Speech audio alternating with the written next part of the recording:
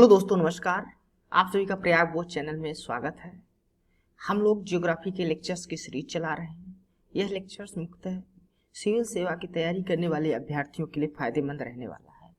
तो यदि आप लोग यूपीएससी की तैयारी कर रहे हैं या यूपी पीसीएस की तैयारी कर रहे हैं या अन्य स्टेट सिविल सर्विस की तैयारी कर रहे हैं तो यह लेक्चर्स आपके लिए काफ़ी फायदेमंद रहने वाला है। पिछले लेक्चर्स में हम लोगों ने यूनिवर्स के बारे में जाना था और आज हम लोग पढ़ेंगे अपने सोलर सिस्टम के बारे में समझने की कोशिश करेंगे कि सोलर सिस्टम कैसा है। तो सोलर सिस्टम सबसे पहले समझते हैं किसे कहते हैं। सोलर सिस्टम हमारे सूर्य, उसके साथ साथ जो 8 प्लैनेट्स हैं, इस समय पहले 9 थे अब 8 हैं। इसके अलावा उन 8 प्लैनेट्स के जो मून्स हैं, उपग्रह हैं, और इसके अलावा जो और भी कई छोटी बॉडीज हैं जैसे एस्टेरॉयड है, मेटेरॉयड्स है या कॉमेट्स हैं, इन सब से मिलाकर जो सूर्य के चारों ओर ऑर्बिट लगाते हैं या घूमते रहते हैं, चक्कर लगाते रहते हैं, उनको हम लोग सोलर सिस्टम कहते हैं। ठीक, जो हमारा सोलर सिस्टम, उसमें हमने स्टार्स के फॉर्मेशन के बारे में पिछले वीडियो में पढ़ाया था। तो इसी प्रकार हमारा सूर्य भी डेवलप हुआ है गैसों के कंडेंसन से। तो जो बीच में था वो अधिकतर मास ले लिया सूर्य ने। हमारे सोलर सिस्टम का सबसे ज्यादा मास जो है वो सूर्य के पास है। उसके बाद जो छोटे छोटे बाकी मास बचा वो कई ग्रह, 8 ग्रह बने और भी छोटी कई लेसर बॉडीज बनी। ठीक, तो जितने भी प्लैनेट्स हैं हमारे सोलर सिस्टम में वो सूर्य के चारों ओर चक्कर लगा रहे हैं। ये बात ध्यान रखिएगा, सूर्य के चारों ओर चक्कर लगा रहे हैं। किस ऑर्बिट में लगा रहे हैं? इलिप्टिकल ऑर्बिट में चक्कर लगा रहे हैं। ऑर्बिट कैसा है उनका? इलिप्टिकल है, ये भी ध्यान रखिएगा। और हमारे जो सन का सरफेस टेम्परेचर है वो अराउंड लगभग 6000 डिग्री सेल्सियस के करीब होता है। तो सूर्य का टेम्परेचर हमारे 6000 डिग्री सेल्सियस। हम लोग इसको बहुत डिटेल में नहीं पढ़ने वाले हैं, ओवरव्यू लेने वाले हैं अपने सोलर सिस्टम का। जो हमारे एग्जाम्स के लिए उपयोगी है उतना ही हम लोग समझने की कोशिश करेंगे। ये देखिए, ये हमारा सोलर सिस्टम है जिसके केंद्र में हम लोग सन को मान लेते हैं। उसके बाद जो फर्स्ट आता है, उसके फर्स्ट प्लैनेट वो मरकरी आता है। फिर उसके बाद वीनस आता है, फिर अर्थ आता है तीसरे नंबर पे, फिर मार्स आता है। फिर यहाँ पर एक देखिए कई सारे छोटे छोटे रॉक्स हैं, रॉक्स के या पार्टिकल, इनको डस्ट पार्टिकल, ये सब इनको बोलते हैं एस्टेरॉयड बेल्ट। ये इन सबको एस्टेरॉयड बोला जाता है और ये जो बेल्ट बनी हुई है इसको एस्टेरॉयड बेल्ट बोलते हैं। फिर उसके बाद ये सारे हमारे टेरेस्ट्रियल प्लैनेट्स हैं। ठीक, इनको टेरेस्ट्रियल प्लैनेट बोला जाता है। उसके बाद जो प्लैनेट्स हैं वो गैसियस प्लैनेट्स बोले जाते हैं और ये हमारे ये टेरेस्ट्रियल प्लैनेट्स से सब बड़े हैं। फिर आता है यानी कि 5वें नंबर पे जुपिटर आता है, 6ठे नंबर पे सैटर्न आता है, 7वें नंबर पर यूरेनस आता है और 8वें नंबर पर नेपच्यून आता है। पहले प्लूटो को भी एक प्लैनेट्स माना जाता था, ग्रह माना जाता था, लेकिन अब वह हमारे, इसके अलावा ये देखिए इस तरह की जो कभी कभी टूटता तारा जिसको हम लोग बोलते हैं कॉमेट्स भी दिखाई देते हैं। एस्टेरॉयड्स, मेटेरॉयड यहाँ पर होते हैं। ठीक, अब हम लोग एक एक प्लैनेट्स को उसका थोड़ा थोड़ा जानकारी ले लेते हैं क्या होते हैं। जैसे मरकरी है, मरकरी सबसे हमारे सोलर सिस्टम का स्मॉलेस्ट प्लैनेट्स है। ध्यान रखिएगा, सबसे स्मॉलेस्ट, सबसे छोटा प्लैनेट्स है और यह सूर्य के सबसे क्लोज भी है। और सबसे सूर्य के सबसे क्लोज होने के कारण इसका टेम्परेचर भी सबसे ज्यादा होता है, तो ये ध्यान रखिएगा। इसकी जो डिस्टेंस है हमारे सूर्य से वो 36 मिलियन माइल्स है, केवल 36 मिलियन माइल्स है। और ये एस्ट्रोनॉमिकल यूनिट्स में जो हम लोग मेजर करते हैं, जितने भी डिस्टेंस होता है उसको एस्ट्रोनॉमिकल यूनिट्स में देखा जाए तो 0.39 एस्ट्रोनॉमिकल यूनिट्स है। ये डिस्टेंस है मरकरी की हमारे सन से। जो मरकरी का मैग्नेटिक फील्ड है वो अर्थ की अपेक्षा देखा जाए तो बहुत कम होता है। अर्थ का लगभग केवल 1% ही मैग्नेटिक फील्ड मरकरी में पाया जाता है। और मरकरी जो नाम पड़ा था ये रोमन गॉड कॉमर्स के जो गॉड थे, रोमन कॉमर्स के गॉड थे रोमन के, उनके नाम पे पड़ा है मरकरी। ठीक, तो ये मरकरी था। इसके बाद दूसरा नंबर जो हमारा आता है वेनस। वेनस हमारे आकाश में ये देखा जाए तो मून के बाद जो हमारा चंद्रमा है धरती का मून, उसके बाद सबसे ब्राइटेस्ट ऑब्जेक्ट्स है। इसको लोग भोर का तारा भी कहते हैं। ये हम लोग इसको सुबह देख सकते हैं। ठीक, इसके अलावा इसको ये अर्थ के जैसे ही लगभग दिखाई देता है, इस कारण इसको सिस्टर प्लैनेट्स भी बोला जाता है। अर्थ का सिस्टर प्लैनेट्स भी वेनस को बोला जाता है। तो एग्जाम में कभी पूछा गया कि जो तो सिस्टर प्लैनेट्स किस अर्थ प्लैनेट्स को बोला जाता है, तो वीनस को बोला जाता है, याद रखिएगा। ये क्यों बोला जाता है, क्योंकि जो इसका साइज है लगभग अर्थ जैसे है, मास भी लगभग है, सूर्य से लगभग एनर्जी की जो क्षमता है वो भी लगभग, और बल्क कंपोजिशन भी जो इसका बनाने का तरीका है बनने का, वो भी लगभग मास अर्थ की तरह ही है। इस कारण इसको अर्थ सिस्टर प्लैनेट्स भी बोला जाता है। अब वीनस नाम कैसे पड़ा, तो वीनस इसका नाम पड़ा रोमन गॉडेस है, जो गॉडेस है फीमेल्स गॉड्स हैं, जो लव और ब्यूटी की गॉड्स हैं, प्रेम और सुंदरता, लव और ब्यूटी की, उनके नाम पे पड़ा है। और यही एक ऐसा प्लैनेट्स है सोलर सिस्टम में जिसका नाम किसी फीमेल गॉडेस के नाम पे पड़ा, फीमेल के नाम पे पड़ा हो। इसके बाद हमारी अर्थ आती है, जो जिस एकमात्र ऐसा ग्रह है जिस पर जीवन पाया जाता है और नीले कलर का दिखाई देता है। इसके एटमॉस्फेयर में हम लोग देखें तो लगभग 78% नाइट्रोजन है, 21% ऑक्सीजन है और 1% अदर इंग्रेडिएंट हैं, जैसे जल वाष्प हो गई, ये सब चीज़ें। ये जो तो हमारे जीवन के लिए, हमारे ब्रीथ के लिए, इंसान या जो लाइफ है यहाँ, उसके लिए सबसे अनुकूल प्लैनेट्स माना जाता है। यदि हम लोग अर्थ के इनर कोर का टेम्परेचर देखें तो ये सूर्य के जो उसी तरह है जैसे सूर्य के टेम्परेचर होता है। तो इनर कोर का, हमारे अर्थ के इनर कोर का टेम्परेचर बहुत हाई होता है। और रेडियो एक्टिव डेटिंग से, रेडियोमेट्रिक डेटिंग या अदर सोर्सेज भी जो हैं, वो सभी हमारे अर्थ की जो आयु बताते हैं, एज बताते हैं, वो लगभग 4.5 बिलियन ईयर बताते हैं। यानी 4.5 बिलियन ईयर्स पहले हमारी अर्थ बनी थी। अर्थ का फॉर्मेशन जो हुआ था 4.5 बिलियन ईयर्स पहले हुआ था। इसके अलावा मार्स, जिसके बारे में आप लोग सुनते होंगे, सबसे ज़्यादा अर्थ के बाद किसी प्लैनेट्स को अगर एक्सप्लोर किया जाता है तो मार्स है। मार्स में अगर ग्रेविटी देखा जाए तो अर्थ की लगभग 38% ग्रेविटी मार्स में होती है। यानी कि अगर यहाँ पर किसी व्यक्ति का वजन 100 पाउंड है तो मार्स पे हम लोग जाएंगे तो केवल 38 पाउंड्स वहाँ पर वजन रह जाएगा, मास वेट रह जाएगा। तो मार्स सबसे एक्सप्लोर बॉडी है, हमने बताया ही, प्लैनेट्स है हमारे सोलर सिस्टम में। यानी धरती से हम लोग इंसान जो सबसे ज़्यादा जिसके बारे में जानने के लिए उत्सुक रहते हैं वो है मार्स। मार्स का नाम जो पड़ा है वो रोमन गॉड्स युद्ध के देवता, रोमन के युद्ध के देवता, रोमन गॉड्स ऑफ वार के नाम पे पड़ा है। और इसको कभी कभी रेड प्लैनेट्स भी कहा जाता है। रेड प्लैनेट्स, इसमें आयरन ऑक्साइड्स की मात्रा को बताता है कि ये इस के सरफेस में या इसके जो धरातल है उसमें आयरन ऑक्साइड बहुत अधिक मात्रा में है। तो ये सभी जितने हमने अभी तक 4 प्लैनेट्स को देखा वो सभी टेरेस्ट्रियल प्लैनेट्स है, मरकरी, वीनस, अर्थ और मार्स। अब हम लोग बड़े जो जॉइंट प्लैनेट्स हैं, गैसियस प्लैनेट्स, उनके बारे में समझने की कोशिश करेंगे। तो उसमें जुपिटर है। जुपिटर का दिन जो होता है सबसे शॉर्टेस्ट डे होता है जितने भी हमारे प्लैनेट्स हैं। याद रखिएगा किस प्लैनेट्स का डे सबसे शॉर्टेस्ट होता है तो वो जुपिटर का होता है। और यह ऐसा इसलिए होता है कि वो 9 घंटे 55 मिनट में अपनी धुरी पर एक बार चक्कर लगा लेता है। केवल कितने टाइम लगाता है अपनी धुरी पर? 9 घंटे 55 मिनट। अर्थ कितना लगाता है? 24 आवर्स। ठीक, तो और यहाँ जुपिटर 9 घंटे 55 मिनट में ही अपनी एक्सिस पे एक चक्कर लगा लेता है। इसका जो सरफेस है वो कई सारी गैसों से मिलकर बना है, जैसे हाइड्रोजन हो गया, हीलियम हो गया, मीथेन, इन सभी गैसों से मिलकर बना है। तो याद रखिएगा ये भी। इसके अलावा जुपिटर जो तो हमारे सोलर सिस्टम का 3rd ब्राइटेस्ट नेचुरल ऑब्जेक्ट्स है। पहला हमने बताया मून था, दूसरा क्या था? वेनस, वेनस प्लैनेट जो तो जिसको भोर का तारा भी कहते हैं। उसके बाद जुपिटर जो तो 3rd ब्राइटेस्ट ऑब्जेक्ट्स है रात में अर्थ धरती से हम लोग देखें तो। इसके बाद जो जुपिटर की मैग्नेटिक फील्ड होती है वो बहुत ज़्यादा होती है। ये अर्थ का देखा जाए तो 14 गुना ज़्यादा, 14 टाइम्स ज़्यादा स्ट्रांगर होती है अर्थ के मैग्नेटिक फील्ड से। और इसके अलावा ये लार्जेस्ट प्लैनेट्स है हमारे सोलर सिस्टम का, ये भी हमने आपको बताया।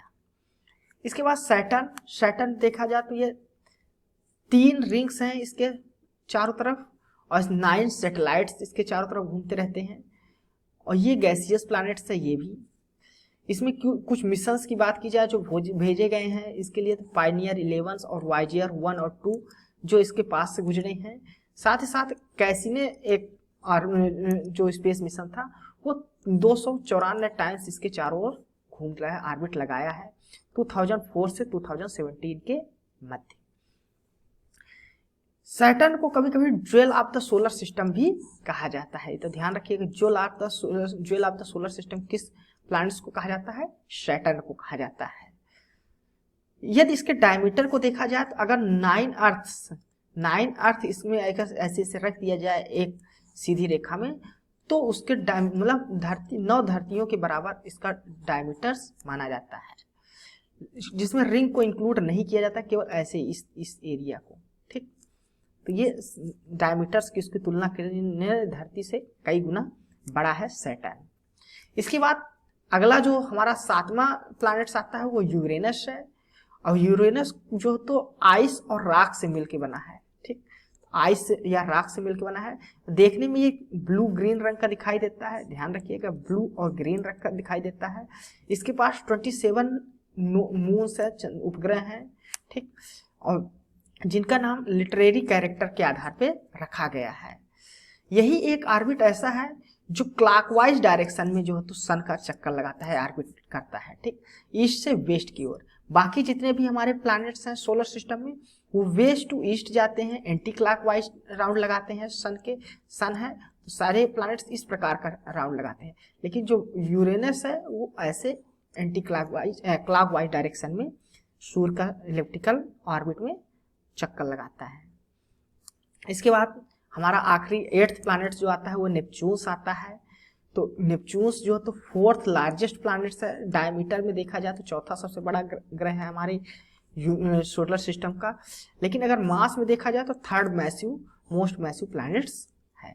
इसके अलावा इसका जो सबसे डेंसेस्ट जो है तो जाइंट प्लैनेट डेंसिटी देखा जाए तो सबसे ज़्यादा है हमारे सोलर सिस्टम में। यदि किसी प्लैनेट्स की है तो वो किसकी है, नेपच्यून की। तो सबसे ज़्यादा डेंसिटी किस प्लैनेट्स की है, ये अगर एग्जाम में पूछा गया तो आप लोग बताएंगे नेपच्यून्स की। इसकी जो डिस्टेंस है वो 30 टाइम्स अर्थ की जो सूर्य से, यानी यहाँ पर हमारा सन है, सन से यदि अर्थ की दूरी अगर हम लोग देखें 1 एस्ट्रोनॉमिकल यूनिट्स मान लेते हैं, इमेजिन कर लेते हैं, तो सन से अगर नेपच्यून्स की दूरी देखें तो 30 टाइम्स ज़्यादा है, यानी 30 एस्ट्रोनॉमिकल यूनिट्स या कोई यूनिट्स मान सकते हैं। ठीक, तो इस प्रकार जो डिस्टेंस बहुत ज़्यादा है सूर्य से। ठीक, इसके अलावा जो नेपच्यून है इसमें स्ट्रॉन्गेस्ट विंड, हमारे सोलर सिस्टम की सबसे स्ट्रॉन्गेस्ट सरफेस विंड जो है नेपच्यून्स में है। नेपच्यून सबसे कोल्डेस्ट प्लैनेट्स है, कोल्डेस्ट प्लैनेट्स, इसकी सन से डिस्टेंस बहुत ज़्यादा है तो वहाँ तक उष्मा बहुत कम पहुँच पाती है, इसलिए इसको कोल्डेस्ट प्लैनेट्स बोला जाता है। लेकिन वहाँ तक हमारे सोलर सिस्टम का प्रकाश पहुँचता है। ठीक, अब जो प्लूटो है उसको 2006 तक उसको ग्रह की श्रेणी में माना जाता था, लेकिन 2006 के बाद इंटरनेशनल एस्ट्रोनॉमिकल यूनियन ने उसको ग्रहों की श्रेणी से हटा दिया। और यह क्यों हटाया गया, इसको कोई कारण पूछता है तो क्योंकि यह जो अपने पास का जो ऑब्जेक्ट था यानी कि नेपच्यून्स था उसके ऑर्बिट्स को जो तो पास करता था, इस कारण इसको हटा दिया गया, प्लूटो के श्रेणी मतलब प्लूटो को प्लैनेट्स की श्रेणी से हटा दिया गया। प्लूटो का जो ऑर्बिट है वो 3.6 बिलियन माइल्स है। ठीक ना, सूर्य से जो किस धरती से कितनी दूरी पर है, 14 टाइम्स ज़्यादा है। यानी सन से जो धरती की दूरी है उससे उसकी दूरी को देखा जाए तो उससे 40 गुना ज़्यादा, 14 टाइम्स जो तो ज़्यादा दूरी है। और ये लगभग कूपर बेल्ट रेंज में आता है। ठीक, कूपर बेल्ट रेंज क्या है उसको हम आगे समझाएंगे। अब हम लोग समझते हैं मेटेराइट क्या होते हैं। मेटेराइट होते हैं कि ये डिब्रीज है, स्पेस में कई सारे डिब्रीज हैं जिसको हम लोग देखे थे एस्टेरॉयड बेल्ट है। तो ये डिब्रीज है जो हमारे सोलर सिस्टम जब बन रहा था, प्लैनेट्स बना, उसके बाद जो ऑब्जेक्ट्स छूट गए, जो रॉक्स छूट गए, उसको हम लोग मेटेराइट बोला जाता है। और ये मेटेराइट में क्या क्या चीज़ें आती हैं, कॉमेट्स हो गए हमारे, एस्टेरॉयड्स हो गए, इसके अलावा मेटेराइट। तो मेटेराइट और मेटेराइट दोनों में अंतर है, उसको समझ लीजिएगा। मेटेराइट में सभी जितने भी प्लैनेट्स हैं, स्पेस की डिब्रीज हैं, छोटे छोटे ऑब्जेक्ट हैं, उनको सबको शामिल किया जाता है। मेटेराइट क्या होता है उसको हम आगे समझते हैं। ठीक, अब हम लोग एस्टेरॉयड को समझ लेते हैं। एस्टेरॉयड क्या है, तो एस्टेरॉयड जो तो छोटे राकी ऑब्जेक्ट्स हैं, स्मॉल और राकी ऑब्जेक्ट्स हैं जो सन के चारों ओर चक्कर लगाते हैं। ये प्लैनेट्स की तरह ही होते हैं लेकिन प्लैनेट से छोटे होते हैं।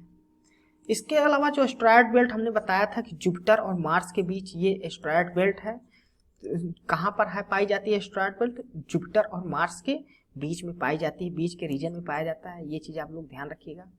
कॉमेट्स, जिसको हम लोग कई बार टूटता हुआ तारा भी समझ लेते हैं, तो ये कॉमेट्स है, ये फ्रोजन ऑब्जेक्ट्स होता है लेफ्ट ओवर जो बचा हुआ है, ये सूर्य के जब पास से गुजरता है तो इसके जो डस्ट, रॉक्स या आइस है वो गैसियस रूप में बाहर निकलने लगती है, जो हमें प्रकाशमान या जलता हुआ दिखाई देता है। वो कुछ मील से लेकर कई माइल्स तक हो सकता है। ठीक, तो ये हम लोग टूटता हुआ तारा, जो सबसे बड़ा जो कॉमेट्स हम लोग देखते हैं धरती से, अर्थ से, उसको हेली कॉमेट्स बोला जाता है। और ये लगभग हर 76 वर्ष में अर्थ के पास से गुजरता है। पिछली बार जब देखा गया था तो 1986 में देखा गया था, तो अब 76 ईयर्स बाद ये पुनः देखा जाएगा। तो हेली कॉमेट्स याद रखिएगा। अब मेटोरॉइड को समझ लेते हैं। मेटोरॉइड क्या होता है? मेटोरॉइड भी स्मॉल रॉकी मेटेलिक बॉडी होती है जो हमारे आउटर स्पेस में पाई जाती है। ये जिस प्रकार एस्टेरॉयड होते हैं रॉकी बॉडी उसी प्रकार होते हैं, लेकिन उससे काफी छोटे छोटे होते हैं। ये अर्थ में भी आते रहते हैं मेटोरॉइड, काफी ज्यादा अर्थ, उससे भी ज्यादा जो और छोटे स्मॉलर होते हैं तो उनको माइक्रो मेटोरॉइड बोला जाता है, जो अर्थ में जिनकी लगभग डेली वो आते रहते हैं। और मेटोरॉइड भी कभी कभी आते हैं जो पाए जाते हैं कई जगह गिरते हुए, या इनको स्पेस डस्ट भी बोला जाता है। इसके अलावा तीसरा नया टर्म एक मेटियोर है, उसको भी समझ लीजिए। ये जब हमारे अर्थ के एटमॉस्फेयर में आते हैं तो ये लाइट्स, इनमें लाइट्स, चमकदार लाइट्स आती है। तो एटमॉस्फेयर मेसोस्फीयर में लगभग 200 किलोमीटर के हाइट पे जो तो हाई स्पीड से आते हैं, और वो हमारे एटमॉस्फेयर में ही जलने लगते हैं। किसकी वजह से? फ्रिक्शंस की वजह से। इसी कारण मेटोरॉइड को कभी कभी शूटिंग स्टार्स या फॉलिंग स्टार्स भी बोला जाता है। ठीक, फिर हमारा ये सोलर सिस्टम है, ये नेपच्यून्स हो गया। उसके बाद नेपच्यून्स के बाद एक बेल्ट शुरू होता है, कुपर बेल्ट। तो वो कुपर बेल्ट है, एरिया है जहां पर कई सारे छोटे छोटे पार्टिकल्स, बहुत सारे डिब्रीज हैं स्पेस की। वो एस्टेरॉयड बेल्ट की तरह ही, जैसे एस्टेरॉयड बेल्ट यहाँ मार्स और जुपिटर के बीच हमने देखा था, यहाँ पर बहुत सारी है एस्टेरॉयड बेल्ट, उसी प्रकार ये एक कुपर बेल्ट होती है जहाँ बहुत सारी स्पेस की डिब्रीज हैं। और इसी कुपर बेल्ट में हमने बताया था, जैसे कुपर बेल्ट में ही प्लूटो पाया जाता है। इसी कारण प्लूटो को जो तो दो ही कारण थे, एक तो पहला तो नेपच्यून्स के ऑर्बिट्स को ये कट कर रहा था, और दूसरा ये कुपर बेल्ट में पाया जाता है। इसी वजह से प्लूटो को हम लोग प्लैनेट्स की श्रेणी से बाहर कर देते हैं। ठीक, एस्ट्रोनॉमिकल यूनिट्स ने बाहर किया है इसी कारण से। इसकी जो डिस्टेंस है अगर देखें तो ये 30 एस्ट्रोनॉमिकल यूनिट से लेकर 50 एस्ट्रोनॉमिकल, सन से यहाँ तक ये 30 एस्ट्रोनॉमिकल यूनिट्स डिस्टेंस है, और यहाँ लगभग 50 एस्ट्रोनॉमिकल। 30 एस्ट्रोनॉमिकल यूनिट से 50 एस्ट्रोनॉमिकल यूनिट्स तक ये फैली हुई है।